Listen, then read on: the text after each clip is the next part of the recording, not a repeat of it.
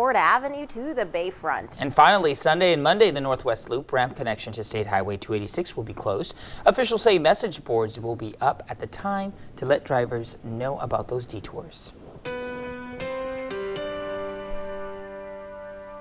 And speaking of traffic, well, we're looking at a little bit of fog out there, but not a big encumbrance across the region right now.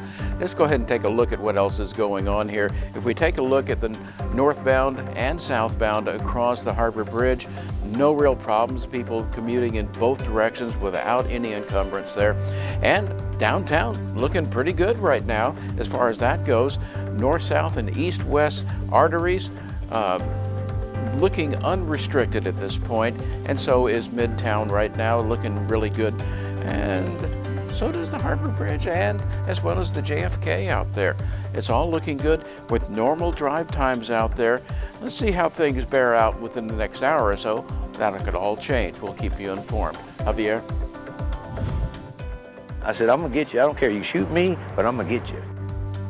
A Texas man confronted by robbers. In 5 minutes, we'll tell you how the 69-year-old man was able to get home safely.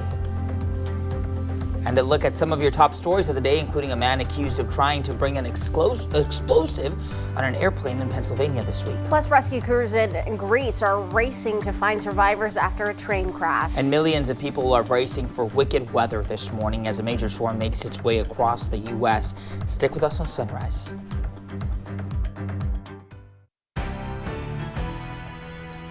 Time now is 6:14. Your first top story: a man accused of trying to bring an explosive on an airplane in Pennsylvania this week is due in court today. Prosecutors say Mark Muffley fled the airport after TSA found the explosive in his bag.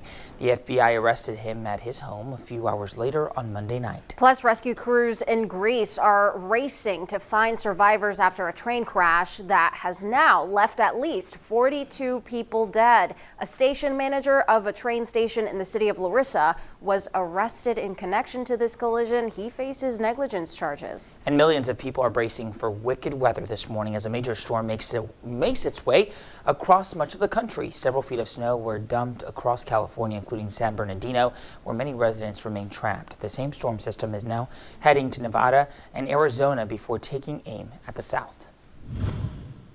While the U.S. economy continues to give mixed signals, more economists are describing this uncertain time as a rolling recession. But what does that really mean for consumers and business, and most importantly, your household? KRIS6 reports.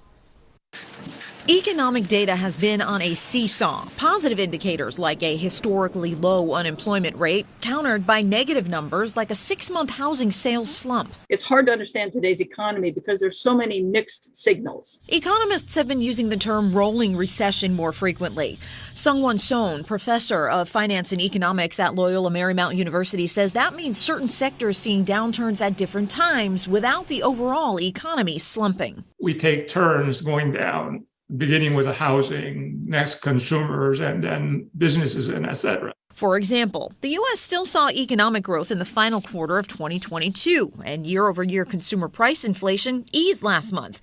But housing prices and manufacturing have sunk, and there have been mass layoffs in the tech and media industries. Joanne Weiner of George Washington University says unevenness is normal for a large and diverse economy, especially coming out of a traumatic event like the COVID-19 pandemic. Different areas will have different pressures on them over time.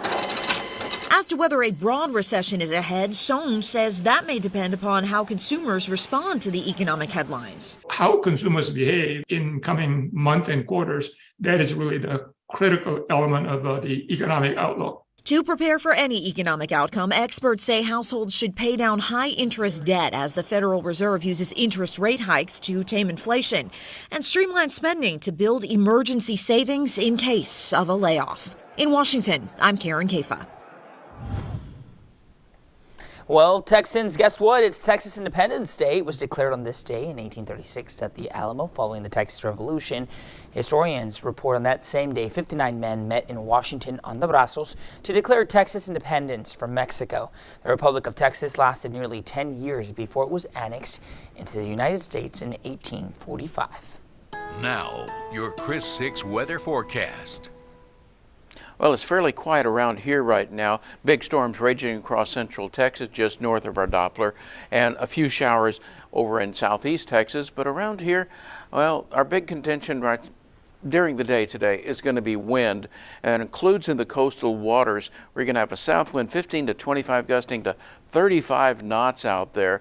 Even though it'll be mild out there, the fog will be kind of hit and miss this afternoon, high in the middle 70s, but you're going to have choppy to occasionally rough bays and 5 to 9 foot seas. That's why you got that small craft advisory in effect today. In fact, until midnight tonight. Let's go ahead and take a look across the state, and along that demarcation zone there, that front, that's where you've got those severe storms raging in the hill country and into portions of east central Texas. But they're going to stay well to our north. Across our area, it's still very mild. It's still looking at temperatures generally in the lower 70s right now. Oh, there are 1 or 2 upper 60s. They're even hard to find now.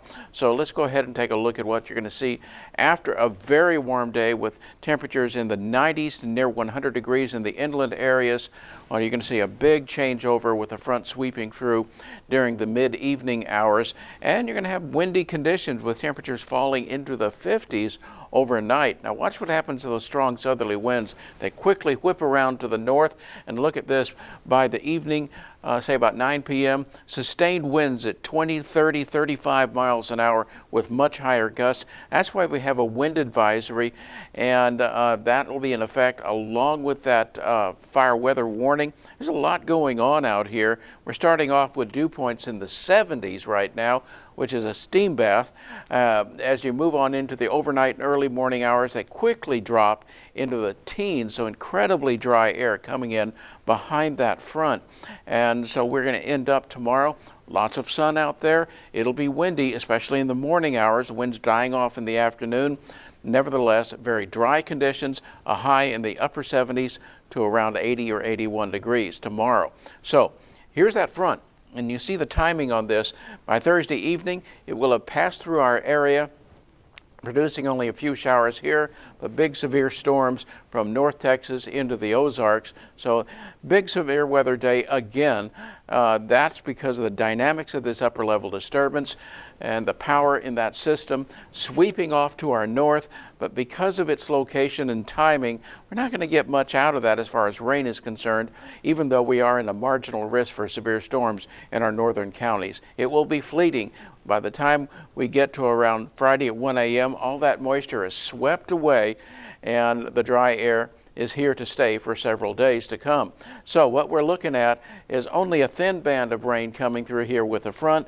You can see that moving offshore fairly quickly during the evening hours, and in its wake, very dry air prompting the red flag warning here. That'll be in effect until 9 a.m. along with that small craft advisory, and generally inclement conditions tomorrow night. But by the time you get to Friday afternoon through the weekend, just a glorious weekend coming up with lows in the 50s and highs near 80 degrees. I'm Joe St. George in Nebraska. When you hear the word apprenticeships, what goes through your mind? Some say it's the future of education for millions of Americans. We explain why next.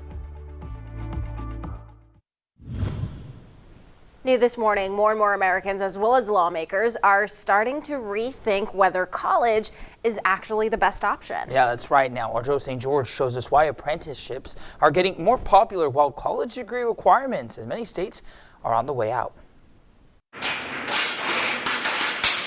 This may sound like construction. What's it look like on that side?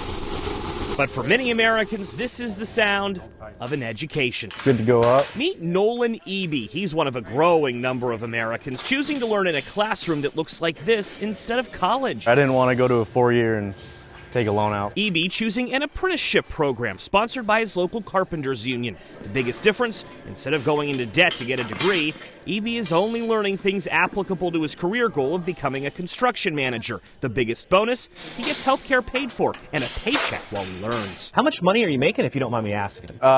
No, I don't. I make $25 an hour right now. Expanding apprenticeships nationwide is increasingly becoming an area of bipartisan agreement among Democrats and Republicans, with more and more lawmakers recognizing that a college degree may not be the best choice for everyone. In Pennsylvania, Utah, and Maryland, college degree requirements have been dropped for most state government jobs. In Pennsylvania, for instance, 65,000 state positions are now open to people based on their ability and work experience. A college degree is no longer needed. I do see a change. Brittany Kircher is an apprenticeship training director outside Omaha, Nebraska. Her program, she says, focuses on blue-collar jobs like carpentry. But thanks to virtual reality, which I got to see firsthand, other apprenticeship opportunities are emerging too in fields like education and healthcare. They're given careers with high wages and no debt. On Capitol Hill, meanwhile, expanding apprenticeship funding is gaining bipartisan traction, which is rare for this divided Congress. Kircher said she would like to see apprenticeships funded in similar ways that the government funds colleges. Her program, for the moment, is exclusively paid for by the local union, which means there are limited resources. And it's hard to self-fund all of this. Joe St. George, Scripps News, Omaha, Nebraska. And we'll get a new check on the economy this morning when the government releases initial jobless claims for the last week. This data comes out at 7:30 in about an hour and will show trends in the labor market. Last week, initial claims fell by 3,000, the lowest level in weeks. This week's numbers are forecast to rise slightly. And one thing rising slightly right now is traffic flow across the area. Even though we've got a little bit of light fog out there, let's go ahead and take a look at the details. We're going to be seeing just a little bit of fog restriction along the barrier island, but other than that, weather not a factor this morning. We are looking at great weather and great traffic flow inbound across the Harbor Bridge, as well as downtown and along our east-west, north-south arteries are looking nice as well. So there's no restriction out there as far as traffic flow in Midtown, looking good as well. So out there inbound across the JFK, also looking good. Our traffic is flowing just about right. Now, we'll be back with more news, weather, and traffic after the break. Hey there, folks. Welcome back in at KRIS6 News Sunrise. Yeah, it is Thursday, almost Friday, and yep, you're getting a live look from our Bobby Cam photojournalist Bobby Gonzalez Jump out in the there. water, Bobby. You can kind of see the nice little colors starting to come out. The sunrise is coming soon, and well, how is that cold front that's going to push through the coastal bend going to look like? Well, Bill Alexander has that timeline in about 6 minutes. And U.S. Attorney General Merrick Garland faces a storm of tough questions from the Senate Judiciary Committee. That's right. Our Sunrise reporter Cordero McMurray joining us live in the studio. And good morning, Cordero. What was discussed in this hearing? Javier, good morning. This was the first time testifying on Capitol Hill this year to discuss everything from classified documents to the fentanyl epidemic and security for Supreme Court justices. Republicans also pressed the Attorney General about President Biden's son Hunter and the ongoing federal investigation into his financial dealings. Garland said his focus is on protecting civil rights and holding those who stormed the U.S. Capitol accountable. Texas Republican Ted Cruz attacked the credibility of the Justice Department, while Garland defended the agency and its employees. In my judgment, the Department of Justice has been politicized to the greatest extent I've ever seen in this country. I believe the men and women of the department pursue their work every single day in a nonpartisan and an appropriate General way. Garland.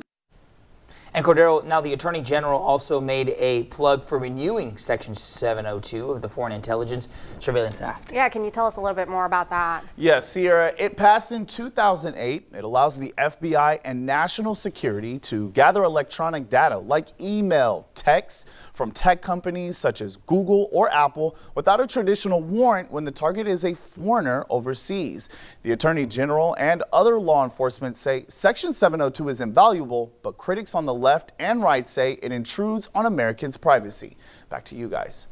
Thank you very much, Cordero. A flight from Pennsylvania to Florida is disrupted after bomb-type materials are uncovered in a suitcase. Court documents say investigators found a compound wrapped in a wax-like paper and plastic wrap, as well as a can of butane and a lighter hidden in the lining of the luggage. The documents also say the bag belongs to Mark Muffley, a 40-year-old who was arrested Monday night. by the FBI. And Congress is expected to hear testimony from the CEO of Norfolk Southern Railroad next week. This company owns the train that derailed in Ohio last month, spilling tens of thousands of gallons of toxic chemicals. Committees in the House and Senate are both expected to hold hearings on this derailment. Its cleanup is a 24/7 job. Environmental leaders say aquatic life, though, is starting to come back. China denounces comments made by the FBI director over where the coronavirus came from. The FBI determined that a lab leak in the central Chinese city of Wuhan likely caused the COVID pandemic, and that the likely laboratory-related leak was an accident. The virus was first identified in Wuhan in December 2019 before spreading throughout the world. Now, the U.S. says it doesn't think foreign enemies are behind the mysterious Havana syndrome.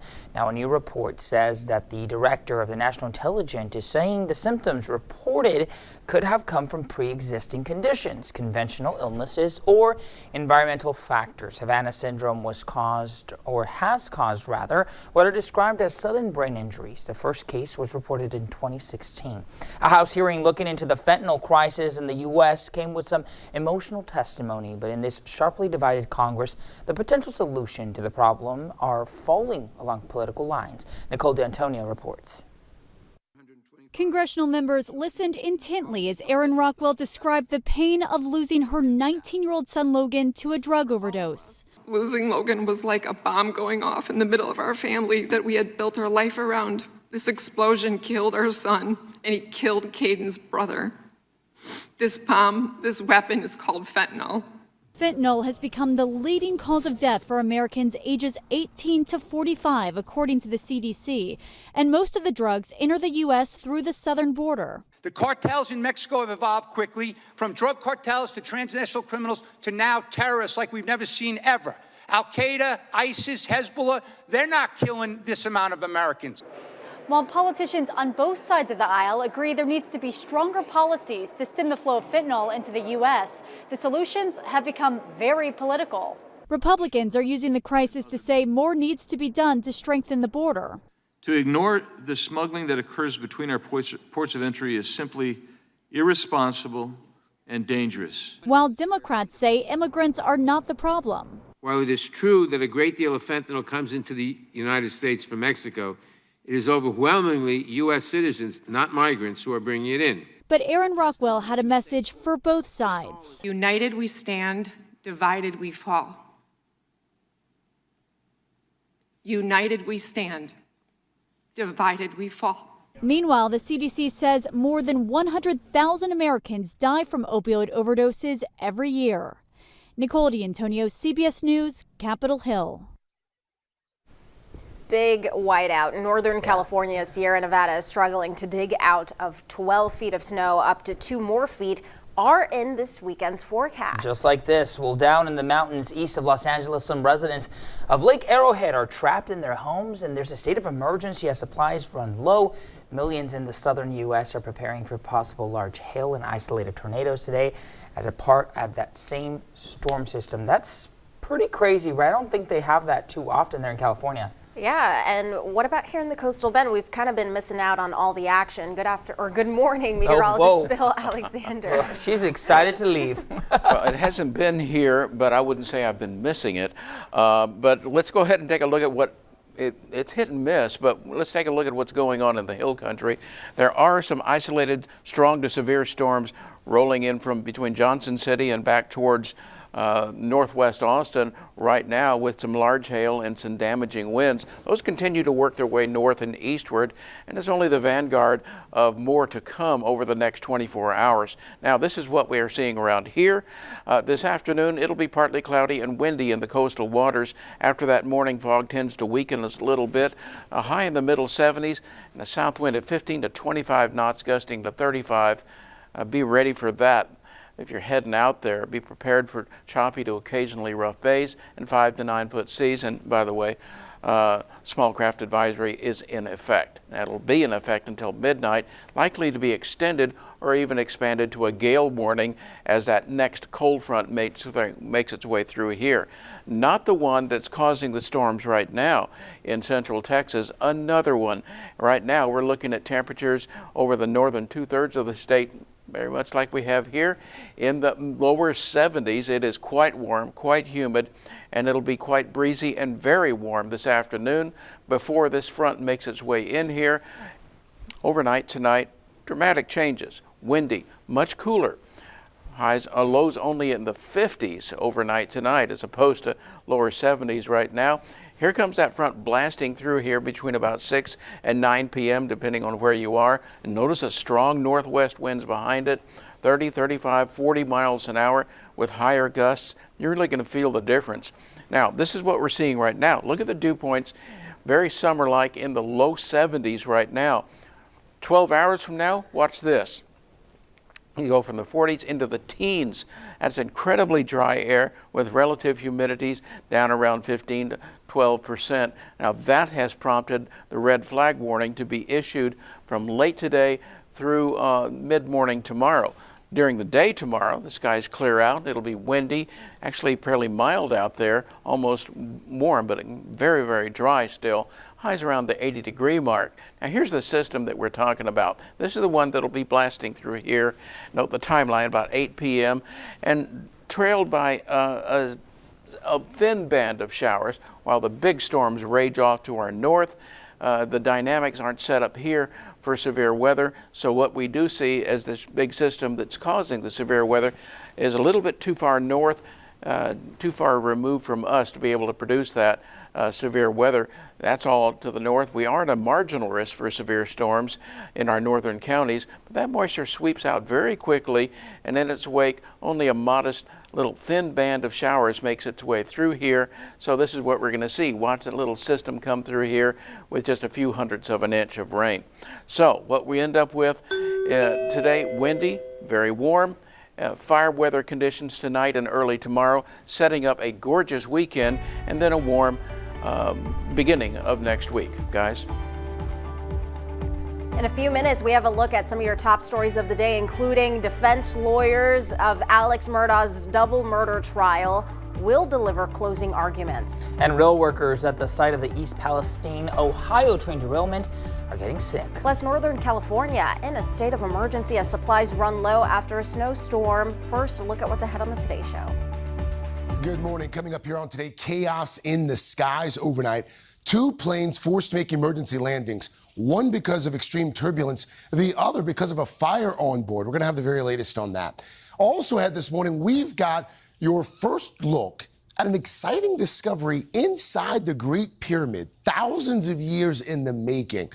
And then we're going to celebrate a milestone for Jenna's book club and Read Across America Day with a heartwarming surprise for a school bus driver who spends his free time teaching children how to read.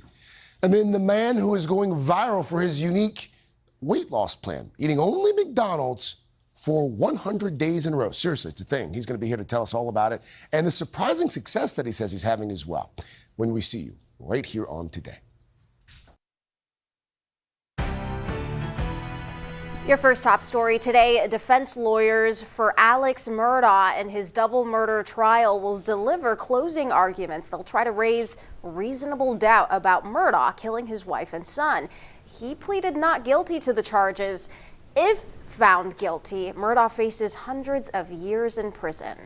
And plus, rail workers at the site of the East Palestine, Ohio train derailment getting sick. That's according to railroad union leaders. Those leaders say workers are getting migraines and experiencing nausea and aren't being provided the necessary protective equipment. The rail company, Norfolk Southern, disputes the accusations. And Northern California, Sierra Nevada is struggling to dig out of 12 feet of snow. Up to 2 more feet is expected in this weekend's forecast. Down in the mountains east of Los Angeles, some residents of Lake Arrowhead are trapped in their homes, and there's a state of emergency as supplies run low. Forcing robbers to run away, a Texas repairman was confronted by 3 armed men looking to steal his truck. Jessica Willie explains how the man was able to get the best of them. I said, I'm going to get you. I don't care. You shoot me, but I'm going to get you. Fighting words from 69-year-old Donald Burns as he was confronted by 3 would-be robbers earlier this month. One, he says, Double. He was ready. with a gun in a ready position.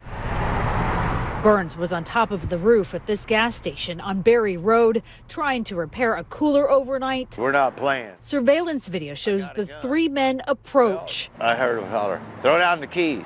Throw down the keys. The one with the gun was climbing the ladder. About 2 steps up that ladder, and I grabbed my tool bag, and I said, I'm going to smash your brains out, and I'm going to cut you up with this knife. You better go. The men retreated as the video shows, but then came back. Oh, it's a little cobalt. Burns still had his razor knife out, but by this time, he was on the phone with 911. I said, oh, yeah, I'm glad you came back. I couldn't even remember what y'all were wearing. She wants to know, one's got tennis shoes on, one's got flip-flops. They got blue jeans and khakis. That's when they left for good. Houston police are trying to identify the suspects. Burns says he couldn't afford to let them have his truck. How you get around from one call to another. My regular stuff. He hasn't stopped working since, despite the attack. Go see what's wrong with the air conditioning. And plays down the fact that he was able to scare off 3 men with a gun. Well, I didn't have a choice, you know. They brought it to me, and I had to do what I had to do. Yeah, I could have got shot. No, I ain't no hero or nothing, but I just wasn't walking home. Fearless man there. That was Jessica Willey reporting. Houston police are still looking for the men responsible. And Crosby ISD, northeast of Houston, is now the largest school district in Texas to move to a 4-day school week. With the next school year starts, Fridays will be considered student holidays. Teachers and staff will work on Friday each month. That is one Friday each month for staff development. An additional 20 to 25 minutes will be added to school days to make up for the 3-day weekend. The district's superintendent hopes the move will attract more teachers. Some things parents say are crucial. So 4 good days is better than 5 days where teachers are absent or not able to be there. So honestly, I think this is something that just needed to be done to help the district. Now, Crosby Independent Schools started the year down by 40 teachers. District leaders expect that number to get worse next year. It's Read Across America Day. The National Education Association gave March 2nd this title in 1998. It also happens to be the birthday of beloved children's author, Dr. Seuss. This day is about the joys of reading and encouraging children to make it a habit. As Dr. Seuss wrote, the more you read, the more things you'll know. And with warm weather approaching and spring break just around the corner, folks are looking ahead to the Corpus Christi parks and beaches. Director of Parks and Rec Robert Dodd says extra workers are keeping the beaches and parks clean during